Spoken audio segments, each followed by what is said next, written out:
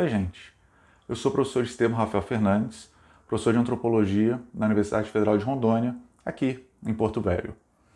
A gente teve um 2020 complicado e, antes de mais nada, eu espero de coração que todo mundo aí do outro lado seja bem e com saúde. Por conta da pandemia, a gente teve as aulas interrompidas em março do ano passado.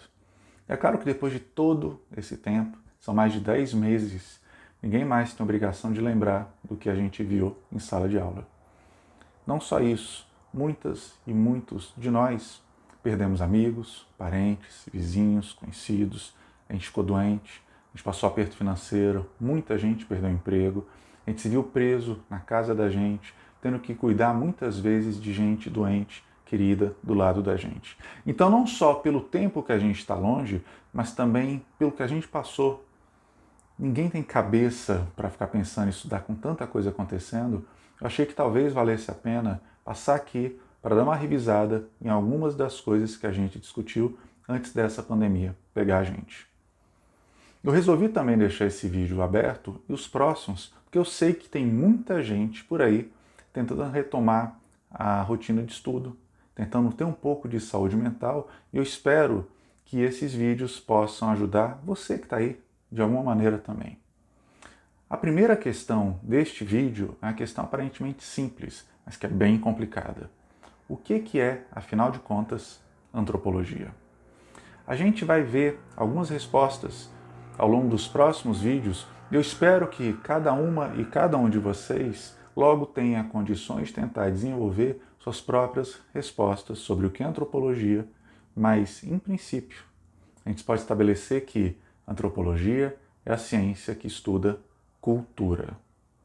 Essa não é bem a resposta favorita que eu tenho outras que eu gosto, mas ela funciona bem como um ponto de partida. Mas dizer que a gente estuda cultura é algo mais complicado do que parece.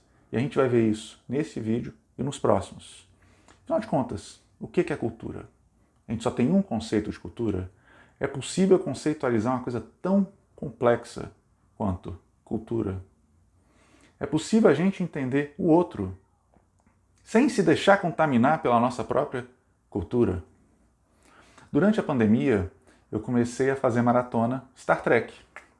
E eu recomendo a vocês, está lá no Netflix, quem tiver. E uma das coisas da série é o que eles chamam de primeira diretriz. Ou seja, é proibido a todas as naves e membros da frota estelar interferir com o desenvolvimento normal de uma cultura ou sociedade. Isso parece um pouco com o projeto da antropologia quando ela nasce, da forma como a gente conhece hoje, há mais ou menos 100 anos atrás. Mas afinal, é possível isso? Uma primeira diretriz, a gente consegue não interferir? Isso é uma pergunta mais complicada. E ela leva a uma pergunta mais complicada ainda. Será que esse modelo de ciência, supostamente neutra, objetiva, externa, é possível? Quais são as críticas que a antropologia de hoje tem a esse tipo de perspectiva? A gente vai ver isso também lá na frente. Em primeiro lugar, a antropologia nos aponta como a nossa forma de viver é apenas uma entre uma diversidade de outras formas de experimentar a vida. E a gente pode chamar isso formas de experimentar a vida de cultura. O que isso significa? Que tem muita coisa que a gente faz sem se dar conta de que está fazendo, ou que aprende a partir de um longo processo de aprendizado, muitas vezes sem se dar conta do que está por trás daquilo. Eu, particularmente, gosto de achar que cultura é, em larga medida, o que você aprende, mas não te ensinaram. E tem aspectos visíveis do que é cultura. Por exemplo, nem toda cultura comemora aniversário. Ou comemora aniversário batendo palmas, ou cantando parabéns, ou com bolo, ou com vela, ou com chapéu, ou com presente. Nem toda sociedade comemora Ano Novo. Ou faz isso com fogo de artifício, vestindo branco, dando 7 pulinhos no mar, comendo lentilha. Eu não sei como é que alguém consegue fazer isso, mas tem gente que consegue. A gente não se pergunta de onde vêm essas coisas, mas antropólogos perguntam. A gente também não se pergunta coisas que são menos evidentes. Por exemplo, por que a gente sente fome em determinados horários? Por que a gente senta na mesa ou na sala de aula daquela forma específica? Por que a gente anda, gesticula, fala, chora, beija da forma como a gente faz e não de outras formas? Que outras formas são possíveis. Por que, afinal, a gente faz as coisas que a gente faz do jeito que a gente faz? Por que as pessoas fazem o que fazem? Por que as pessoas atribuem determinado valor ou simbolismo ao que fazem, de forma consciente ou não? O que essas coisas nos dizem sobre nós, sobre a nossa cultura e sobre as outras culturas? Um antropólogo ou uma antropóloga normalmente faz perguntas complicadas sobre coisas que muitas vezes parecem simples. E essa desconfiança sobre o senso comum, esse se interrogar, é fazer ciências. Se questionar, se perguntar, nunca se satisfazer com respostas simples, ou com adjetivos, ou com senso comum. Perguntas como: por quê? Como? Aonde isso me leva? São perguntas poderosas e, várias vezes, perguntas perigosíssimas. Toda ação social comunica algo, mesmo que no campo simbólico. E é em tentar interpretar essa ação social que consiste o trabalho da antropologia. Quando o antropólogo ou antropóloga se pergunta sobre essas coisas, ele não está interessado naquele aspecto específico daquela cultura em particular. A gente não está procurando coisas exóticas para escrever sobre elas. Quando eu quero, por exemplo, pesquisar sobre o discurso negacionista em torno da Covid-19, não é meu papel como antropólogo julgar se o negacionismo está certo ou errado. E só uma dica, está errado. Está errado, tá, gente? Você que é negacionista, você está completamente errado, você está fazendo um desfavor para a humanidade.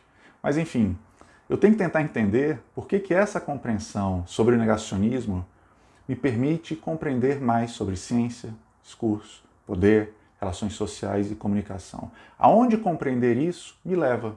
O que eu consigo entender a partir do negacionismo? E não é só tentar encaixar o negacionismo nesses conceitos de ciência, de política, de poder, mas é de tentar ampliar os próprios conceitos também.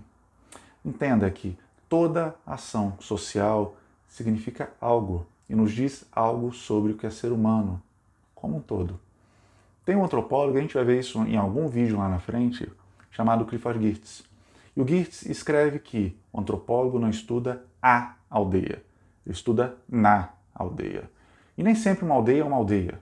Pode ser o prédio, pode ser a feira, pode ser o grupo de WhatsApp, pode ser a reunião de condomínio. A antropologia tenta fazer isso por meio do olhar distanciado. O que isso significa, esse distanciamento? Significa que quando eu recuo, eu passo a ver o mundo como um todo. Isso leva a um outro movimento de reflexibilidade. Quando eu vejo a cultura do outro, eu passo a enxergar a minha cultura de uma forma diferente.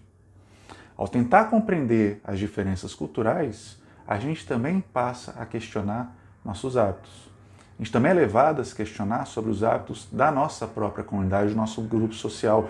Por isso que é tão perigoso, por isso que tem tanta gente que simplesmente detesta antropologia e ciências sociais, que elas fazem a gente se perguntar sobre coisas que a gente não se perguntaria de outra forma. Enfim, a gente tem aí assuntos lá para frente, mas eu queria deixar um primeiro desafio para vocês.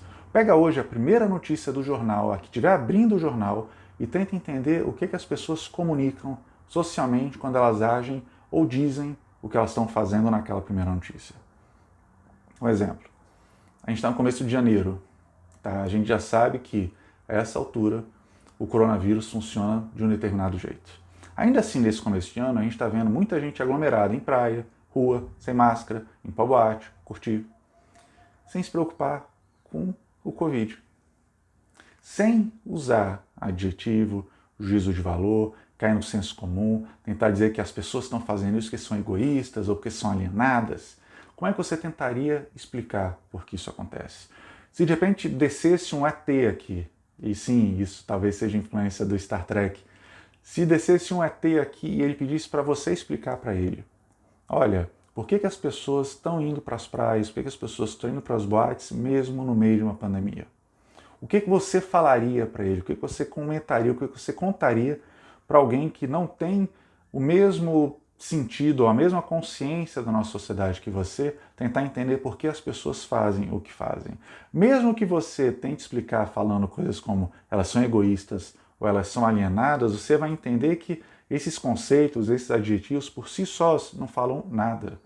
Para você tentar entender o que é egoísmo, é um trabalho danado. Então, assim, se você fosse tentar explicar para alguém por que as pessoas estão fazendo o que estão fazendo, por onde você começaria? Sem, de novo, cair no senso comum ou no juízo de valor. Tá? E é isso, acho que a gente encerra o primeiro vídeo, talvez tenha ficado um pouco mais longo do que eu imaginava, mas a ideia é que a gente comece a fazer outros vídeos com revisão e tal. E é isso, tá? Deixe seu like, se inscreva no canal, tô brincando, gente, não tem isso não. Tá? Fiquem todos e todas bem, com saúde, e espero que a gente passe logo por isso. Grande abraço.